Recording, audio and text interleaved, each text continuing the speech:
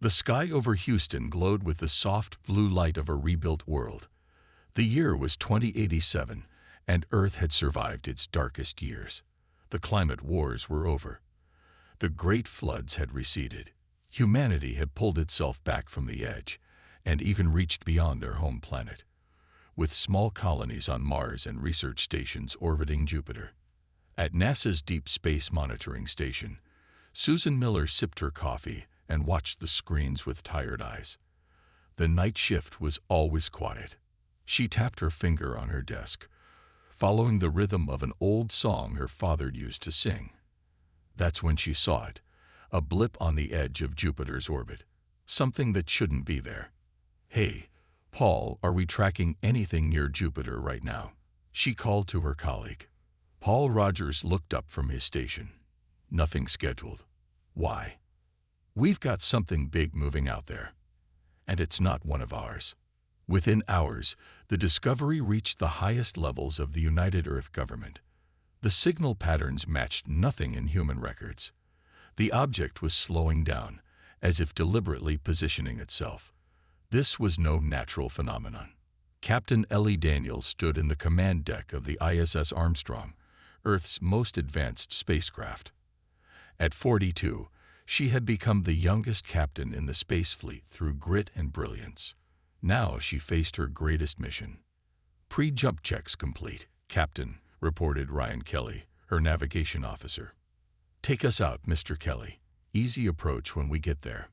Whatever it is, let's not spook it." The Armstrong's engines hummed to life. Using the newest fusion drives, they would reach Jupiter's orbit in just under 2 days. A journey that once took months. The strange object grew clearer on their sensors as they approached.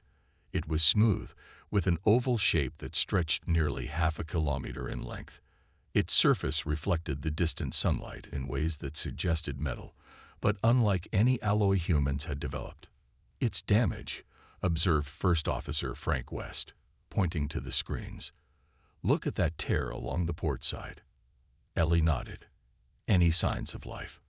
"Weak energy readings. Could be life support systems running on backup power." Ellie made her decision. "Suit up. We're going to take a closer look." The boarding team consisted of Ellie, Frank, and Dr. Beth Johnson, the ship's exobiologist. They approached in a small shuttle, their heartbeats loud in the silence of their helmets. The alien vessel had what appeared to be an entry point, a circular doorway that responded to their presence by sliding open. "I guess that's an invitation," Ellie said, trying to keep her voice steady. Inside, the air was breathable but thin. Strange lights pulsed along corridors that seemed designed for beings slightly taller than humans. They followed the lights to what could only be a control room. There, slumped over a console-like structure, was the ship's pilot. The alien was humanoid but clearly not human. Its skin was pale blue, with faint patterns that might have been writing or decorative markings. It had 4 fingers on each hand and large, dark eyes that opened slowly as they approached. "Help has come too late for me." It spoke, the words somehow translating in their minds. "I am Vexilor, scout of the Galactic Council." Beth stepped forward, medical kit in hand. "We can try to help you." The alien, Vexilor, shook its head. "My body fails. But you must listen. They are coming. The Krell have found your world." "Who are the Krell?" Ellie asked. "What do they want?" "Destroyers. Conquerors. They seek what they believe you possess." Vexilor reached for a crystalline device on its belt. "Take this to your leaders. It contains what you need to know." The alien placed the device in Ellie's hand. It glowed briefly, then sent a pulse of energy into the humans' communication systems. "The Council will send others. Prepare yourselves." Those were Vexilor's final words. As Ellie and her team returned to the Armstrong, Earth's computer systems began processing the alien data. It revealed a universe far more populated and dangerous than humans had ever imagined. And somewhere out there, a fleet was coming. A fleet that had destroyed countless worlds before. A fleet that now had Earth in its sights. 3 days after the death of Vexilor, A much larger ship appeared in Earth's orbit. Unlike the scout vessel, this one arrived with purpose and power. It was massive, easily 10 times the size of Earth's largest space station, with glowing symbols etched into its golden hull. The United Earth government gathered in their New York headquarters. President Olivia Clark sat at the head of the table, her face grim as she reviewed the data from Vexilor's device. "So this Galactic Council has known about us for years, but chose not to make contact?" she asked. "According to the data, yes," replied Dr. Alan Porter. At 58, he had become Earth's foremost expert in alien language patterns after just 3 days of studying Vexilor's information.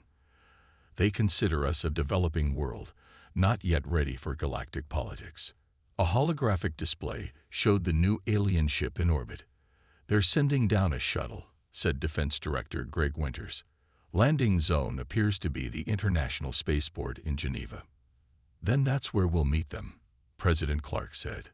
The alien shuttle was elegant and silent, descending without so much as disturbing the air around it. A delegation of Earth's leaders waited on the tarmac as the vessel's doors opened with a soft hiss. The aliens that emerged were not like Vexilor. These were taller, with skin that shifted colors like oil on water. Their leader wore a robe embedded with what appeared to be living light. "I am Ambassador Zorax of the Galactic Council," the alien said, its voice somehow perfectly understandable to all present. "We come with urgency and regret." In the Geneva conference hall, humans and aliens sat across from each other. Dr. Porter facilitated the discussion, occasionally consulting his notes from Vexilor's data. "Vexilor spoke of beings called the Krell," President Clark said. "What can you tell us about them?" Ambassador Zorax's skin darkened to a deep blue. "The Krell are the reason we have broken our policy of non-interference with developing worlds. They are a conquering species, driven by biological imperative to expand and consume." Lieutenant Jack Freeman, a military strategist chosen to attend the meeting, leaned forward. "And they're coming here. Why? What does Earth have that they want?" "Your species has taken an unusual path in technological development," Zorax explained. "While most species follow predictable patterns, humans have made intuitive leaps that defy normal evolution. Your approach to physics, particularly in the last 50 years, has created what we call harmonic signatures detectable across space." Dr. Porter translated for the others. "They're saying we're doing something with technology that's caught the Krell's attention." "Precisely," said Zorax. "Your experiments have suggested to the Krell that humans possess an intuitive understanding of dimensional folding, a technology they have sought for millennia." President Clark frowned. "Dimensional folding? I'm not aware of any such technology." "You would not be. The concept exists in your theoretical physics, but you have accidentally begun implementing aspects of it in your newest space drives without understanding its true nature." Zorax's eyes, large and silver, scanned the room.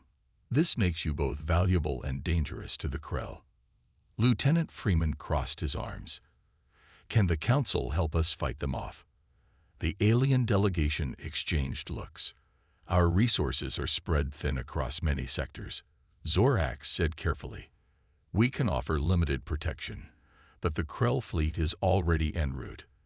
They will arrive within your month." "How many ships?"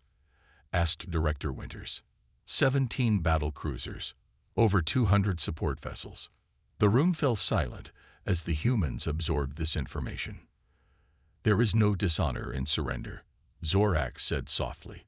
"The Krell will preserve your species, though your autonomy and much of your population would be lost."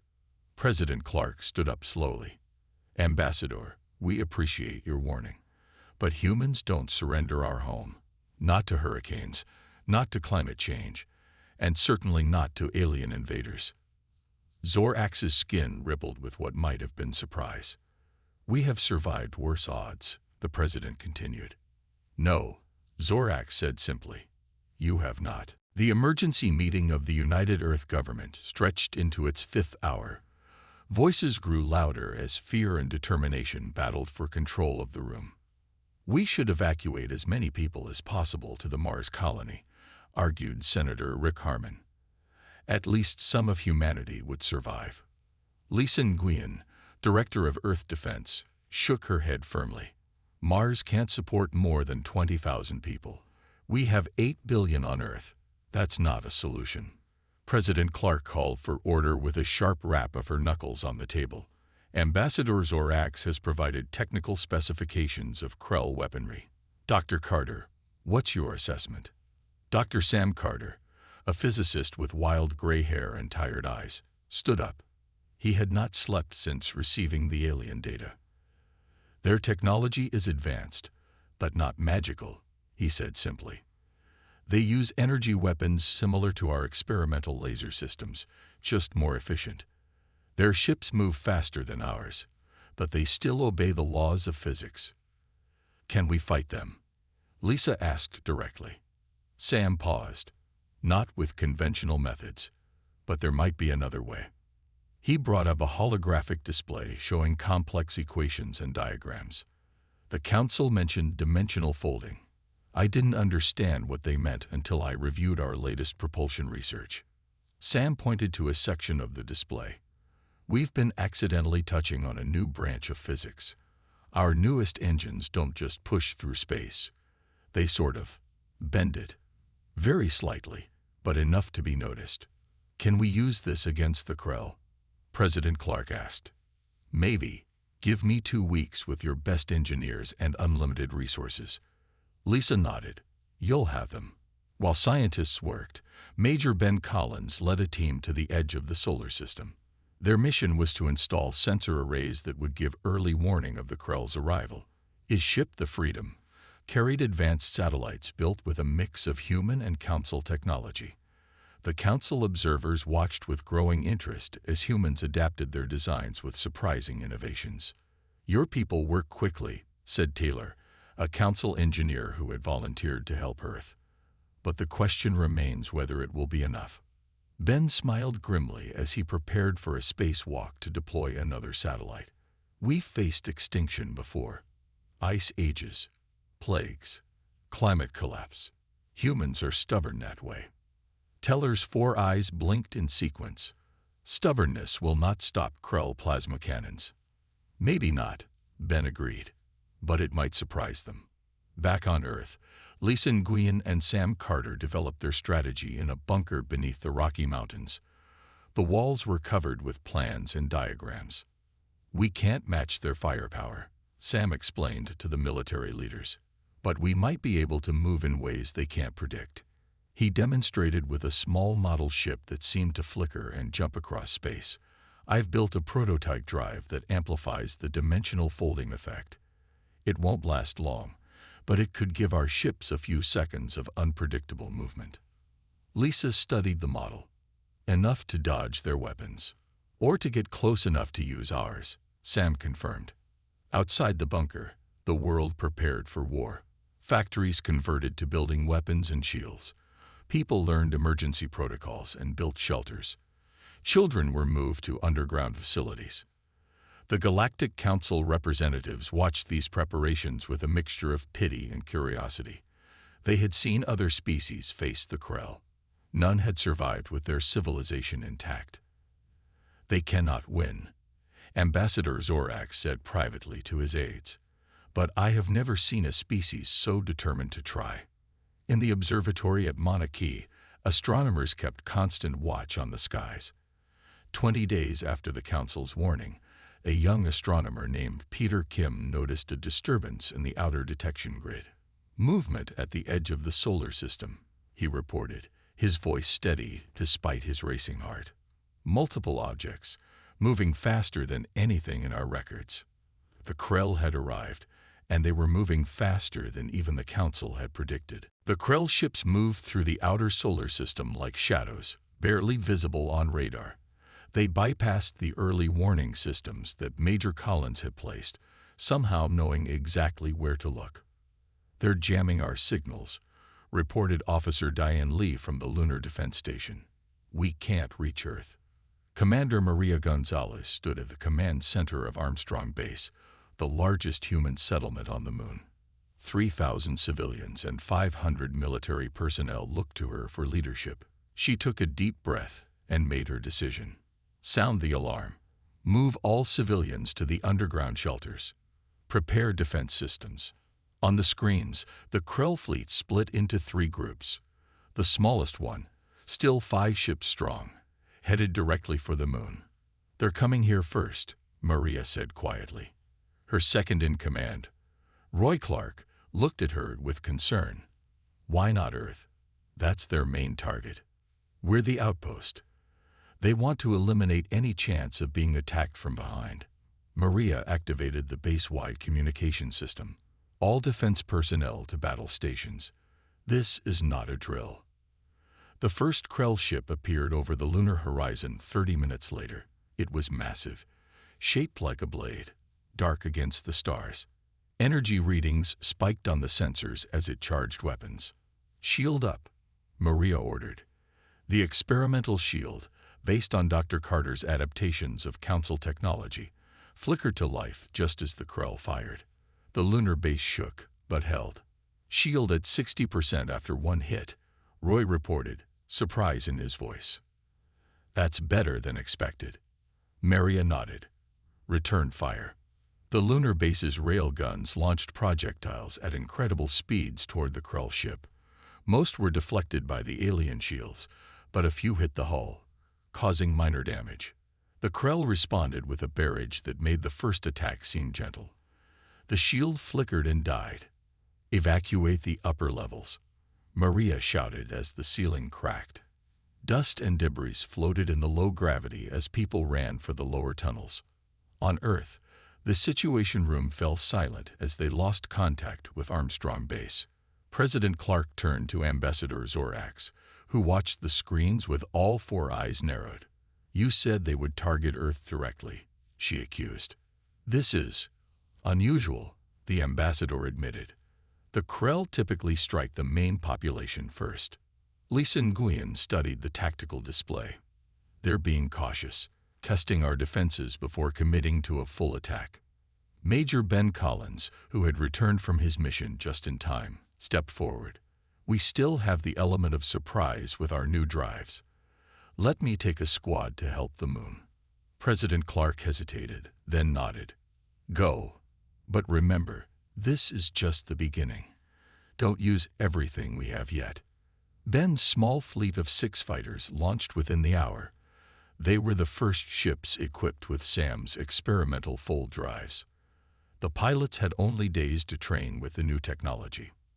As they approached the moon, they saw 3 Krell ships bombarding the lunar surface.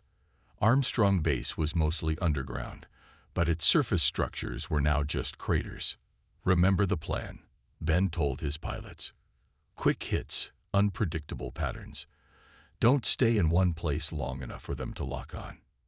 He activated his fold drive first. His ship seemed to blink out of existence, then reappear behind a Krell vessel. He fired everything he had at its engines, then folded away before the aliens could respond. The other pilots followed his lead. The human ships appeared and disappeared around the Krell vessels, landing hits in vulnerable spots before vanishing again. On the Council observation ship, positioned safely away from the battle, the aliens watched with growing surprise. "Impossible," one said. "They've weaponized dimensional folding in less than a month." Ambassador Zorax watched the screens carefully. "The Krell are adapting already. See how they're widening their defensive fields." Indeed, the Krell ships were beginning to anticipate the humans' jumps, firing at locations where the Earth vessels might appear. Below the lunar surface, Commander Gonzalez received a transmission from Ben's squad. "We've bought you some time, but not much. Can your people still evacuate?" Maria looked around at her injured crew and damaged base. "We'll get our people out," she said firmly, "and we'll make the Krell pay for every inch of the moon they take." 3 days after the lunar attack, the survivors arrived on Earth. Commander Gonzalez brought with her valuable battle data and grim determination. The moon had fallen, but at a cost to the Krell that surprised even the Council observers. In his underground laboratory, Dr. Sam Carter studied the footage of Major Collins' ships using the fold drives. Something wasn't right. The drives worked, but not the way his equations predicted. They were somehow more effective when certain pilots used them. "Run it again," he told his assistant. "Show me Kate Adams' jump patterns." On screen, pilot Kate Adams' ship linked in and out of normal space with a rhythm that seemed almost musical compared to the other pilots. Her jumps were longer, more precise, and seemed to confuse the Krell targeting systems completely. Sam's eyes widened. It's not just the technology. It's the pilots. He rushed to Director Nguyen's office, barely pausing to knock before bursting in. "I know why the Krell want us. It's not what we built. It's how our minds work." Lisa looked up from her battle plans. "Explain." "The fold drives work differently depending on who's using them," Sam said, spreading his data across her desk.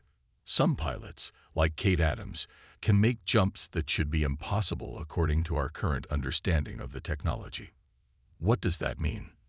"It means humans have a unique neural capacity to intuitively navigate higher dimensions. Our brains can visualize and manipulate spatial concepts that most species need computers to calculate." Lisa considered this. "Can we use this advantage?" "We already are. The Krell struggled to hit our ships because our pilots were making jumps based on instinct, not programmed patterns." Sam took a deep breath. "I need to meet with Kate Adams. I think she can help me refine the drive design." Meanwhile, Lieutenant Jack Freeman met with the survivors from the moon. Their accounts of the battle gave him ideas for new tactics. "The Krell fight like a hive," he explained to his strategy team. "Their ships move in perfect coordination, but they get confused when faced with unpredictable individual actions." He pointed to a map of the solar system. "We can't match their firepower or numbers, but we can use guerrilla tactics. Hit and run. Never be where they expect." On the Council observation vessel, Ambassador Zorax received a transmission from the Galactic Council. "The human resistance is stronger than anticipated," said the Council Elder. "Our projections indicated they would surrender after the lunar attack." "These humans are unusual," Zorax replied. "They seem to become more determined when faced with impossible odds.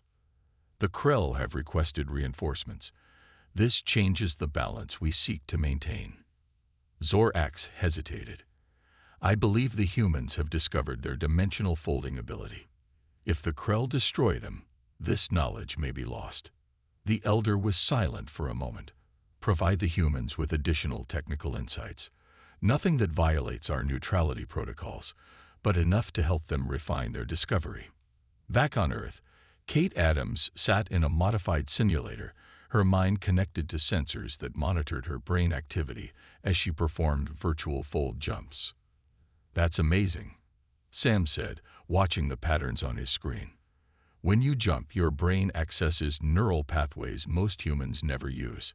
You're seeing the folds in space-time directly." Kate removed the sensors. "I'm just following my instincts. It feels like finding gaps in the air." "Can you teach others to do it?" She thought for a moment. "Maybe. It's like learning to see something that was always there, but you never noticed." Director Nguyen entered the lab with Lieutenant Freeman. "We're out of time for testing. The Krell fleet is regrouping. They'll attack Earth within 48 hours.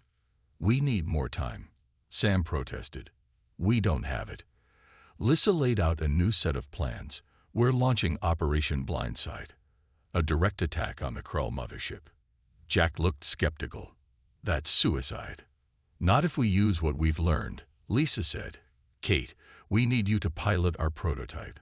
It's the only ship that might get close enough." Kate looked at the schematics for the mission. The odds were terrible, but she nodded anyway. "When do we leave?" Sam stood up. "First, we need to make some modifications to your ship. I have an idea that might just work." The Krell attack began at dawn. Their ships filled the sky like dark clouds, blotting out the sun in many parts of the world. People watched from shelters as the massive alien vessels took position over major cities. In the remains of the orbital defense platform, Commander Maria Gonzalez coordinated Earth's space forces. After the lunar defeat, she had insisted on returning to space.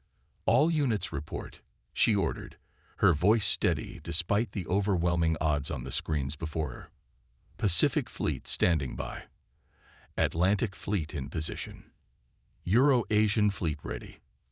The Krell mothership hung back, protected by layers of battle cruisers. It was twice the size of any other vessel, shaped like a massive arrowhead pointed at Earth's heart. "They're charging weapons," said Roy Clark, who had survived the lunar battle with her. Maria nodded. "All units, activate fold shields." The new shields, designed by Sam Carter based on what they'd learned from the lunar battle, flickered to life around Earth's ships. Unlike traditional shields that blocked attacks, these shifted the protected ships slightly out of normal space when hit, causing energy weapons to pass through harmlessly. The Krell opened fire. The sky lit up with energy beams, striking Earth's atmosphere and the defending ships. Cities across the world activated their ground shields, many of which held against the initial barrage. "They're testing us again," Maria observed, "seeing what we've learned." On the ground, Lieutenant Jack Freeman led defense forces against Krell landing parties in the American Midwest. The aliens were tall, insect-like beings with 4 arms and chitinous armor. They'd moved with frightening coordination, like parts of a single organism rather than individual soldiers. "Remember the plan," Jack told his troops. "Don't move as units. Fight as individuals." Unpredictable patterns. The human soldiers broke formation, each fighting their own battle against the Krell invaders. It looked like chaos, but it was carefully planned chaos that confused the hive mind tactics of the Krell.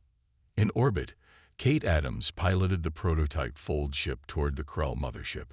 Her vessel was small, barely large enough for her and the special device Sam had created. Its size made it difficult to detect, and her unique ability to navigate folds in space helped her slip past the Krell patrols. "I'm approaching the target," she reported. "No detection yet." In the command center, Sam and Lisa watched her progress anxiously. "Remember," Sam said over the comm, "the device isn't a weapon. It's a communication array that disrupts their hive connection. You need to place it directly on the hull near what we think is their command center." Kate's ship danced through space, appearing and disappearing as she used the fold drive to avoid detection. Each jump brought her closer to the massive mothership. "I'm seeing a pattern in their defenses," she said.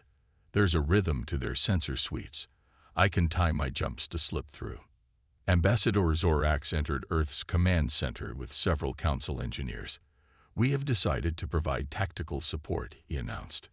Lisa looked at him with surprise. "What changed your mind?" "Your species has shown remarkable adaptability. The Council believes you may actually succeed where others have failed." He held out a data crystal. "This contains information on Krell communication frequencies. It may help your pilot's mission." The data was quickly transmitted to Kate. Using the new information, she refined her approach, timing her jumps to coincide with gaps in the Krell defense network. "I'm at the hull," she reported finally. Her small ship hovered just above the mothership's surface, magnetic clamps ready to attach, preparing to place the device. As she worked, Krell fighters began to converge on her position. They had finally detected the intrusion. "Kate, you've got company," Maria warned from the defense platform. "Almost done," Kate replied, her voice tense but focused. The device attached to the hull with a solid thunk. Kate activated it and immediately jumped away as Krell weapons fire converged on her previous position. For a moment, nothing happened. Then, across the Earth and in orbit, the Krell forces seemed to falter. Ships drifted out of formation. Ground troops stopped mid-attack, their movements becoming uncoordinated and confused. "It's working," Sam exclaimed. "The device is disrupting their hive-mind connection." Maria didn't waste the opportunity. "All units, attack now. Target their engines and weapons while they're disoriented." Earth's forces struck back with everything they had. For the first time since the invasion began, the tide of battle started to turn. 3 weeks after the battle, Earth was still cleaning up the wreckage of Krell ships. The aliens had retreated after suffering losses unlike any in their history of conquest. Their mothership, though damaged, had managed to escape with most of their fleet, but everyone knew they would remember their defeat at human hands. Kate Adams stood before the Galactic Council chamber, the first human to enter this sacred space. The vast room held representatives from over 200 species, all watching her with curious eyes, tentacles, or sensory organs she couldn't begin to understand. "We welcome Earth's ambassador," announced the council elder, a being of pure light contained in a crystalline form. "Step forward and speak." Kate took a deep breath. 6 months ago, she had been a simple pilot. Now she carried the hopes of her entire species. "The people of Earth thank the Council for their warning and assistance," she began. "We come seeking not protection, but partnership." Murmurs rippled through the chamber. Most species entered the galactic community as protectorates, not partners. "Your species has proven resilient," said the elder. "But the galaxy is vast and filled with dangers. The Krell will return, perhaps in greater numbers." "We know," Kate replied. "That's why we're already preparing. Dr. Sam Carter has established the Institute of Dimensional Physics on Earth. We're developing new applications of the folding technology daily." Ambassador Zorax stepped forward. "I have observed the humans firsthand. They possess a unique neural architecture that allows intuitive understanding of dimensional manipulation. Their potential exceeds our initial estimates." On Earth, the rebuilding continued at remarkable speed. Lieutenant Jack Freeman, now General Freeman, oversaw the formation of a new defense force that included volunteers from Council worlds. His experiences fighting the Krell had proven valuable in developing training methods that taught other species to fight with human unpredictability. Dr. Sam Carter's institute had grown to include scientists from across the galaxy. They studied the human brain alongside the physics of dimensional folding, discovering connections that had eluded the Council for millennia. "It's remarkable," said a Vexlorian scientist named Keltar. "Your species intuitively understands concepts our mathematicians spent generations formalizing." Sam smiled as he watched Kate's address to the Council on a view screen. "We just see things differently. That's all." Director Lisa Nguyen, meanwhile, oversaw the recovery of Krell technology from the battlefield. Engineers were already adapting it to human use, creating hybrid systems more powerful than either technology alone. "The Council was wrong about us," she told President Clark as they toured a new shipyard where vessels with both human and alien technology were under construction. "They thought we would surrender. They didn't understand what it means to be human," the president replied. "We don't give up. We adapt." In the deepest part of Krell territory, the High Command gathered to discuss their unexpected defeat. The loss of ships was concerning, but more troubling was the humans' ability to disrupt their hive connection. "They must be eliminated," said the Krell leader.